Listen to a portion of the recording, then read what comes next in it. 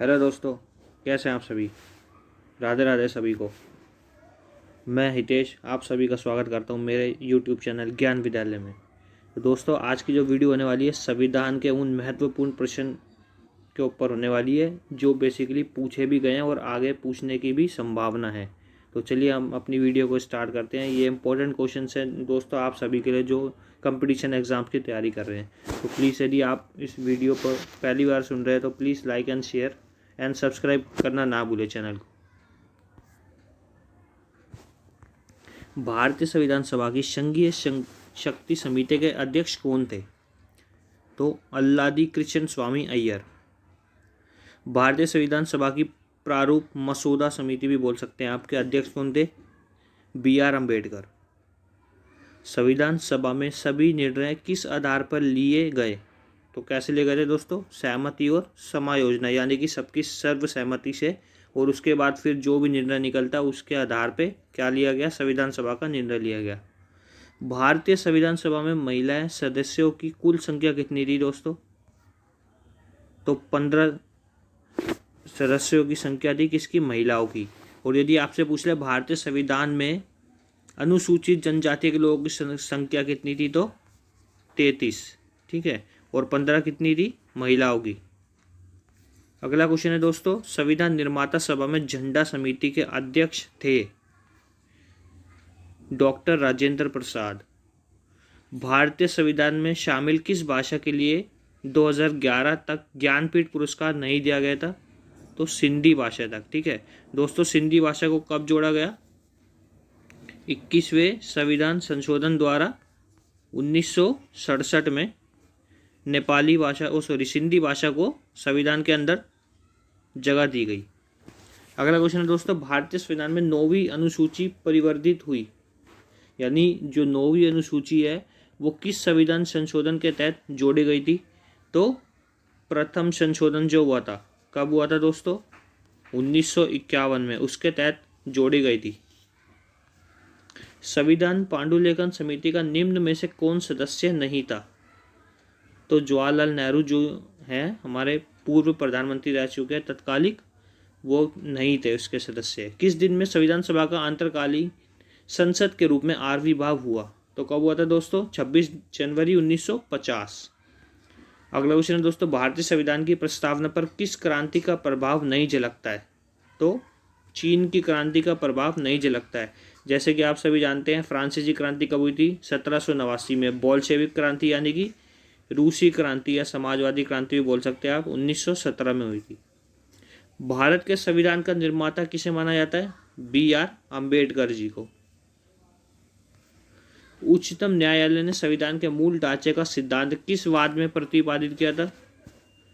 तो कब किया था दोस्तों? केशवानंद भारती बनाम केरल राज्य 1973 में। अगला क्वेश्चन है दोस्तों, संविधान सभा में कितने उपस्थित सदस्यों ने संविधान पर हस्ताक्षर किए थे? तो कितनों ने किए थे? 284। जिस संविधान सभा द्वारा भारत के संविधान का अधिनियमन किया गया उसके सदस्य कौन थे? विभिन्न प्रांतों की विभिन्न सभाओं द्वारा नामित सदस्य। संविधान के किस भाग में संविधान संशोधन की प्रक्रिया का उल्लेख है? तो भाग 20 में उल्लेख है। और यदि आपसे पूछ ले संविधान के किस अनुच्छेद के अंदर संशोधन की प्रक्रिया दर्शाई गई है? तो आर्टिकल 368। संविधान सभा में उद्देश्य प्रस्ताव किसने प्रस्तुत किया? तो उद्देश्य प्रस्ताव किसने किया था दोस्तों? जवाहरलाल नेहरू जी ने। दल बदल के आधार पर निर्वाचित सदस्य की अयोग्यता संबंधी विवरण संबंधी किस अनुसूची में दिया गया है? तो 10वीं अनुसूची में दिया गया है। और अमेंडमेंट कौन सा है? 1985 में 52वां संविधान संशोधन। अगला क्वेश्चन है दोस्तों, भारत के लिए संविधान सभा की रचना हेतु यानी रचना के लिए संविधान सभा का विचार निम्न में से सबसे पहले किसने प्रस्तुत किया? तो किसने किया था? स्वराज पार्टी। ठीक है, स्वराज पार्टी के संस्थापक पूछ ले आपसे कौन है? CR दास और मोतीलाल नेहरू। ठीक है दोस्तों, इतना आप याद रखेंगे। संघ और राज्य के बीच संबंध के बारे में उल्लेख किस भाग में मिलता है? भाग 11। संविधान सभा अंतिम रूप से किस दिन आखिरी बार मिली? तो कब मिली थी दोस्तों? 24 जनवरी 1950 को। संविधान सभा द्वारा अंतिम रूप से पारित संविधान में कुल कितने अनुच्छेद और अनुसूचियां थी? यानी कि वो पूछ रहे मूल संविधान में कितने अनुच्छेद और अनुसूचियां थी? तो कितने थे? 395 और 8 अनुसूचियां। और आज के समय में हम वर्तमान समय की बात करें तो कितने हैं? 400 प्लस अनुच्छेद हैं और अनुसूची कितनी है? 12। संविधान सभा के प्रारूप यानी मसौदा समिति में सदस्यों की संख्या कितनी थी? तो कितनी थी दोस्तों? 7। और उसमें जो मेन हेड थे वो कौन थे? BR अम्बेडकर जी। भारत के संविधान निर्माता भीमराव अम्बेडकर का जन्म कब हुआ था दोस्तों? तो उनका जन्म हुआ था 14 अप्रैल। कहाँ पे हुआ था? महाराष्ट्र के मऊ में। ठीक है, मऊ एक जगह है, वहाँ पे हुआ था। अगला क्वेश्चन है दोस्तों, संविधान की प्रारूप मसौदा समिति के अध्यक्ष प्रस्ताव किसने रखा था? यानी जो संविधान की प्रस्तावना का प्रस्ताव था वो किसने रखा था? जवाहरलाल नेहरू जी ने। लोकसभा का उम्मीदवार होने के लिए न्यूनतम उम्र कितनी होनी चाहिए दोस्तों? तो लोकसभा के लिए होनी चाहिए 25, और यदि आपसे पूछ ले राज्यसभा के लिए 30, और विधानसभा के लिए 30, और विधान परिषद के लिए भी 30, और राष्ट्रपति के लिए 35, उपराष्ट्रपति के लिए भी 35, और 18 वर्ष होनी चाहिए किसके लिए? वोट यानी मत देने का अधिकार जो है उसकी वर्ष कितनी है? 18। पहले कितनी थी? 21। 61वें संविधान संशोधन के तहत इसको घटाकर कितना कर दिया गया? 21 से घटाकर 18 कर दिया गया। और यदि आपसे पूछ ले पंचायत समिति के लिए यानी पंचायत के जो चुनाव होते हैं उनके लिए योग्यता कितनी होनी चाहिए? 21 साल होनी चाहिए। ठीक है दोस्तों, इसी के साथ अगला क्वेश्चन, निम्नलिखित में से राष्ट्रपति किसकी नियुक्ति नहीं करते हैं? तो किसकी नहीं करते हैं? मुख्यमंत्री की नहीं करते। तो मुख्यमंत्री की नियुक्ति कौन करता है दोस्तों? स्टेट का जो गवर्नर या राज्यपाल जो होता है वो करता है। भारतीय संविधान को अपनाया गया किसके द्वारा अपनाया गया था? संविधान सभा द्वारा। संसद के किस सदन को प्रतिनिधि सभा कहा जाता है? तो किसको कहा जाता है दोस्तों? लोकसभा सदन को कहा जाता है। तो लोकसभा की अवधि कितनी होती है? 5 वर्ष। और राज्यसभा की कितनी होती है? 6 वर्ष। अगला क्वेश्चन है दोस्तों, संपूर्ण भारतीय संविधान के निर्माण में संविधान सभा को कितना समय लगा? यानी संविधान को बनने में कितना समय लगा? तो कितना लगा था दोस्तों? 2 वर्ष 11 महीने 18 दिन। लगभग कितना लगा था? 3 वर्ष आप कह सकते हैं। लगभग 3 वर्ष का समय लग गया था हमारे संविधान को संपूर्ण रूप से तैयार होने में। राजेंद्र प्रसाद को देश रत्न की उपाधि किसने दी? तो महात्मा गांधी जी ने दी थी। और राजेंद्र प्रसाद जी को एक नाम से और जाना जाता है, भारत का आधुनिक अजात शत्रु। ठीक है दोस्तों, इसे भी आप याद रखेंगे, इन्हें अजात शत्रु के नाम से भी जाना जाता है। भारत का संविधान लागू हुआ था, यानी कि कब लागू हुआ था? 26 जनवरी 1950 को। निम्नलिखित में से कौन प्रारूप यानी मसौदा समिति के सदस्य नहीं थे? तो कौन नहीं थे दोस्तों? जवाहरलाल नेहरू जी। राष्ट्रपति का रिक्त स्थान भर लिया जाना होता है कब तक? यानी कितने अवधि के अंतर्गत भर लिया जाना चाहिए? तो दोस्तों 6 महीने के अंदर। किसी भी विधि के लिए सर्वोच्च न्यायालय से परामर्श मांगने का अधिकार है किसको है? यानी ऐसा कौन है जो किसी भी विधि के लिए सुप्रीम कोर्ट से यानी सर्वोच्च न्यायालय उच्चतम न्यायालय से परामर्श मांगने का अधिकार है? राष्ट्रपति को। कार्यपालिका का प्रमुख कौन होता है? प्रधानमंत्री या राष्ट्रपति? राष्ट्रपति। संविधान अनुच्छेद 74 के अनुसार राष्ट्रपति के कार्य को संपन्न करने के लिए एक मंत्री परिषद होगी और उसका प्रधान किसे बनाया जाएगा? तो जो मंत्री परिषद होती है उसका प्रधान कौन होता है? अनुच्छेद 74 के तहत प्रधानमंत्री। भारत में लोकसभा किसका प्रतिनिधित्व करता है? तो भारत में लोकसभा किसका प्रतिनिधित्व करती है दोस्तों? भारतीय जनता का, क्योंकि भारतीय जनता ही तो अपने लिए उम्मीदवार चुनती है और उम्मीदवार के द्वारा ही क्या होता है? वो उम्मीदवार चुनाव लड़ता है। और किसके दौरान लड़ता है यानी किसके थ्रू लड़ा जाता है? वो जनता के द्वारा लड़ता है, क्योंकि जनता उसे खड़ा करती है।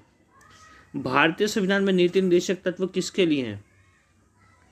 तो दोस्तों किसके लिए? भारतीय नागरिकों के लिए। और जो DPSP ने बोला था directive principle state and policies, तो ये कितने अनुच्छेद से कितने अंतर्गत आते हैं? 36 से लेकर 51A तक संविधान के अंदर राज्य के नीति निर्देशक तत्वों के बारे में बताया गया है। अगला क्वेश्चन दोस्तों, किसी भी राज्य का संवैधानिक प्रधान किसे माना जाता है? तो राज्यपाल को माना जाता है। और यदि यहाँ पे क्वेश्चन होता किसी भी संघ का संवैधानिक प्रधान किसे माना जाता है, तो क्या आता आंसर आपका? प्रेसिडेंट।